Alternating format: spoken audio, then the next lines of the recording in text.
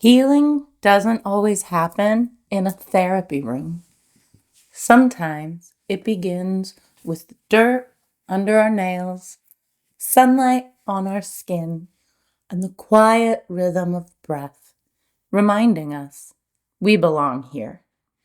I'm Jacqueline Fisher, trauma-informed therapist and educator. This lesson, Grounding and Rooting, explores how nature, gardening, and nature connection can restore both mind and body. This video series is brought to you by Focus First Counseling and Education, Inc., a 501c3 nonprofit in Blythe, California, and supported by the RAP Foundation, whose mission is to strengthen community wellness. I want to take a moment to acknowledge the land we're on. I'm filming here in Blythe, California, on land that has been home to indigenous peoples for generations, including the Kishon, Chemehuevi, and Colorado River Indian tribes. Their relationship with this land, the plants, and the natural world holds knowledge and wisdom that long predates anything we're talking about today. And as we talk about grounding, gardening, and wellness, it's important to recognize that these practices didn't begin with us. They've always been here, and we're continuing something much older than ourselves. Today we're talking about grounding, not as a concept, but as something you can actually experience. If you feel safe and comfortable, take a moment to settle in. Inhale through your nose. Drop your shoulders, unclench your jaw, and exhale slowly. Nothing to fix, nothing to perform, just arriving. For most of human history, people didn't separate healing from daily life. It happened through movement, through tending, through being in relationship with the world around them. And the body still responds to that even now. There's something important to understand about grounding. It's not just a technique. It's not just something you do when you're triggered and upset and then walk away from. Grounding is a relationship. It's the way your body learns over time that it doesn't have to stay in a constant state of alert. When people experience stress, especially chronic stress or trauma, the nervous system adapts. It becomes faster, more reactive, more prepared for what might go wrong. And that makes sense. It's how the body protects itself. But over time, that same system can get stuck. It keeps scanning, it keeps bracing, even when there's no immediate danger. And what grounding does is gently interrupt that pattern. Not by forcing the body to calm down, but by giving it new information. The temperature of the air, the feeling of your feet on the ground, the smell of plants, the movement of your body as you reach, bend, or touch something living. All of those signals tell the nervous system, you're here. This moment is different. You're safe enough to soften. You'll notice this space is still being built. This room isn't finished. The garden is still coming together. And I actually want you to see that because healing doesn't happen in finished spaces. It happens while we're building them. And I share it because healing isn't abstract. It happens in real places with real meaning. Vulnerable emotions like sadness and grief don't follow a recovery timeline. And they also don't just resolve because we understand what happened. What they need is somewhere to exist without being pushed away. And spaces like this allow that. They give us a way to stay connected without needing to move on. And sometimes the most healing thing we can do is create a space where we can exist with our emotions exactly as they are. When we create a space like this, we're doing more than planting something. We're creating continuity. We're saying, this matters. This is a part of me. This isn't about creating something perfect. It's about creating something that supports you. And that's where nature becomes more than symbolic. It becomes biological. Let's dig a little deeper into the science behind why gardening changes the way we feel. Everything on the planet is connected by invisible networks. A single teaspoon of healthy soil holds more living organisms than there are people on Earth. Fungi, bacteria, insects, and roots exchange nutrients in what has been called the democracy of species. When we dig into that soil, when we smell the earth after rain, we're touching life itself. So when you garden, you're not only growing food, you're giving your nervous system a chance to breathe. This is one of the simplest, most profound truths about mental health. We're wired for connection, even with the ground beneath our feet. Our guts and brains are in constant conversation through the vagus nerve, a two-way highway linking body and mind.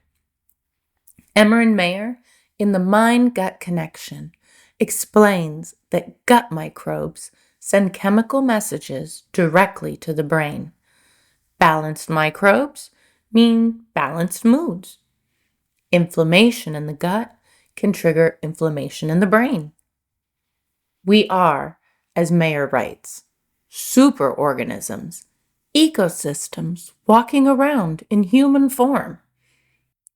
So when we care for the soil that feeds our food, we're supporting the inner soil that sustains our mental and emotional health.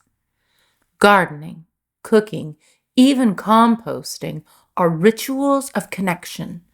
They remind us that nourishment is a conversation between the earth and our nervous system.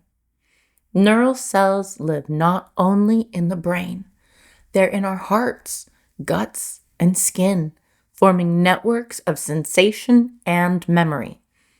Each time we move our bodies outdoors, bending, digging, reaching, we're activating pathways that regulate emotion and build resilience. Sunlight triggers serotonin. Fresh air increases oxygen flow. Rhythmic motions like raking or planting engage bilateral stimulation, the same mechanism EMDR uses to calm the nervous system. Peter Levine, in an unspoken voice, wrote, "The body is the brain's other half. Without its rhythm, thought loses its balance."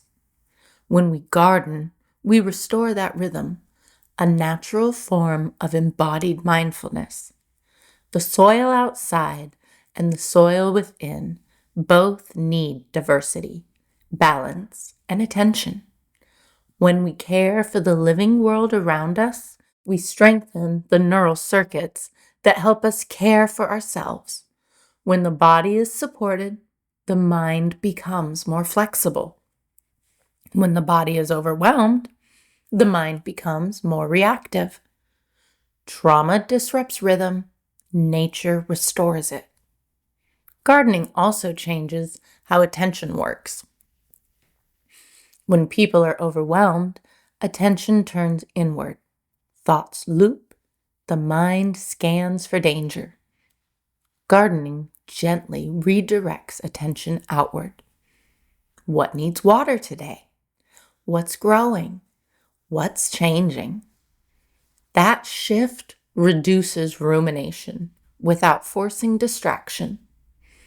Plants respond honestly. They don't expect perfection. They don't judge inconsistency. they respond to care over time, and that builds trust. Everything we've been talking about outside doesn't have to stay outside. For a lot of people, access is a real barrier. Time, energy, space, physical limitations. That's where having different ways to grow food can really help, especially when a traditional garden isn't realistic. This is a way to bring that same connection into your everyday environment, into your home, into your routine, without needing a large space or a lot of physical effort. And that matters more than people realize. Because healing isn't about doing something once. It's about having something you can return to consistently. I want to acknowledge something here.